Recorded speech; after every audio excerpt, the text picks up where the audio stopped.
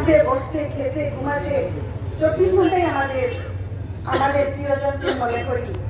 রাতে ঘুম থেকেও অনেক সময় উঠে যাই, কোন একটা স্বপ্ন দেখে টিভিতে কোনো প্রোগ্রাম দেখলেও মনে পড়ে যায় আমার ভাইয়ের কথা। যে কোনো পরিস্থিতিতেই আমি আমার ভাইকে সবসময় স্মরণ করি। এরকম তো হওয়ার কথা ছিল না। একটা গণতান্ত্রিক দেশ বাংলাদেশ, যেটাকে নিয়ে গর্ব করার কথা ছিল, কিন্তু সেই গর্ব করা আমাদের মনে হচ্ছে না। কারণ এই গণতান্ত্রিক দেশে একটা মানুষকে কেন এভাবে গুম করা হবে, কেন গুম করা হবে, নির্বিচারে গুম করা হবে? সারা বাংলাদেশ থেকে 650-র উপরে মানুষকে গুম করা হয়েছে এই ফ্যাসিস্ট হাসিনা সরকার তার ক্ষমতা এবং তার মন্ত্রণালয়কে টিকিয়ে রাখার জন্য। এরকম তো কথা ছিল না।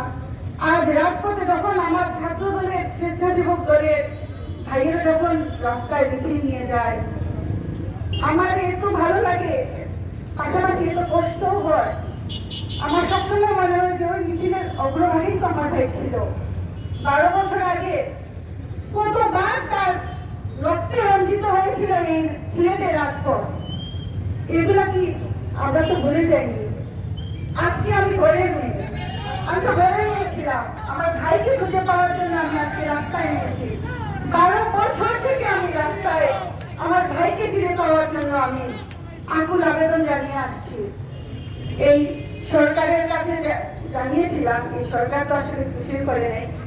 এই সরকার, এই ফ্যাসিস্ট হাসিনা সরকার তার ক্ষমতার জন্য এরকম যে প্রত্যেকটা আমার ভাইকে, প্রত্যেকটি সারা বাংলাদেশের ভাইকে যে খুন করেছে তার হিসাব তো দিতে হবে। সারা বাংলাদেশ কি তাদের হিসাব চায় না? এর বিচার চায় না? আমার সাথে কি আপনারা একাত্ম হন না? নিশ্চয়ই হন। আমি আমার ভাইয়ের বদলা চাই। এই যে 12 বছর থেকে 12টা মাস, কত বছর, কত মাস, কত দিন, কত ঘন্টা, কত মিনিট, কতটা সেকেন্ড যায়, যে গুম হয়ে আছে সে তো জানে সে কিভাবে গুম হয়ে আছে, তাকে কিভাবে বন্দী করা হয়েছে, তাকে কিভাবে টর্চার করে রাখা হয়েছে।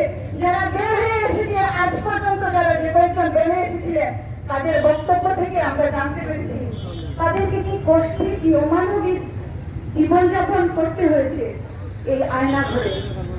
এই অন্তর্বর্তীকালীন সরকার আসার পরে আমার বাবা মা, আমি কেন, আমরা সারা বাংলাদেশেরই এই গুম পরিবার সবাই আশা করেছিলাম যে ডক্টর ইউনূস সাহেব একজন ভালো মানুষ, উনার আন্ডারে যেহেতু একটা অন্তর্বর্তীকালীন সরকার এসেছে, আমরা মনে হয় তখনই, মনে হয় 1 মিনিট দেরি হবে না, আমার ভাইকে ফিরে পাবো। কিন্তু কই, এতদিন হয়ে গেল, আজ পর্যন্ত তাদের কোনো খোঁজ নাই। এ কেমন সরকার? আমি ডক্টর ইউনূস সাহেবকে বলবো, আপনি আমার ভাইকে, ইফতেখার আহমদ দিনার, আমাদের নেতা ইলিয়াস আলী, জুনেদ আহমদ, আনসার আলী সহ সারা বাংলাদেশে যত ভাইকে গুম করা হয়েছে সবাইকে ওই আয়না ঘর থেকে বের করে নিয়ে আসুন। আমরা আর কত অপেক্ষা করবো? আমাদের দুঃখ কি আপনি বুঝেন না? নিশ্চয়ই আপনি বুঝেন। আমার বাবাকে রেখে এসেছি আমার বাসায়। আমার বাবা এখন শয্যাশায়ী, প্রতিটা মাসেই ওনাকে আইসিইউতে নিয়ে যেতে হয়। উনি ছেলের সুখে সারাদিন কান্না করেন।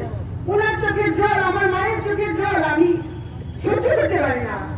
আমি তো মানুষ, আমি তাদের চোখের জল মুছতে চাই, আবার রাস্তায় আসি আমার ভাইকে খুঁজে পাওয়ার জন্য। এই তো বিচার, এটা তো ঠিক না। আল্লাহর কাছে আমি বিচার দিয়ে রেখেছি। যারা যখনই এই জেনারেল জিয়াউল হাসান ধরা পড়েছিল, আমি ভেবেছিলাম যে এখন আমার ভাইয়ের খোঁজ পাবো, কিন্তু সে তো সবার বড়, সে তো সবার প্রধান, তার গায়ে কেউ হাত দিচ্ছে না, দিবেও না।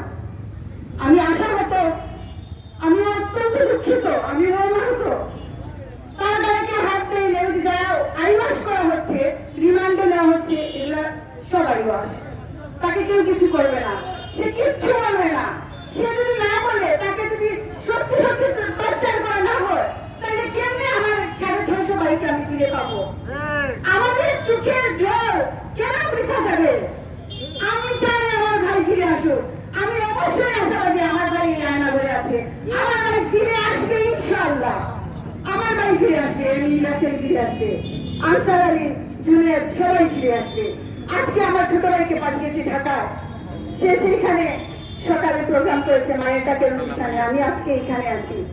আমরা দিক শূন্য হয়ে ঘুরছি কেন?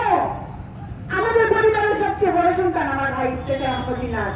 আজকে সে এখানে দাঁড়িয়ে বিভিন্ন প্রোগ্রাম করার কথা, আমি তো এখানে থাকার কথা ছিল না। আজকের এই গুম পরিবারে আমাকে সভাপতি বানানো হয়েছে। এটা আমার জন্য খুব খুশির কিছু না, আমার জন্য অনেক বেদনা। এই আমি কি বলবো, আমি আসলে এই সরকারের কাছে আমার একটাই দাবি, এই হাসিনা সহ শেখ রেহানা সহ সারা বাংলাদেশ থেকে যে যারা এই গুম আর খুনের ঘটনাগুলো ঘটিয়েছিল, যারা দেশের বাইরে অলরেডি পালিয়ে গিয়েছে, তাদেরকে সহ হাসিনা সহ সবাইকে দেশে ফেরত নিয়ে আসা হোক, তাদের দৃষ্টান্তমূলক শাস্তি দেওয়া হোক, তাদের কাছ থেকে বের করা হোক। আমার ভাই সহ সকল ভাইয়েরা তারা কিভাবে আছে তাদেরকে বের করে দেওয়া হোক। আমি সবাইকে এই দোয়া করি, আপনারা আমাদের সঙ্গে দোয়া করবেন, আমার ভাইগুলা ভালো ভালো ফিরে আসুক।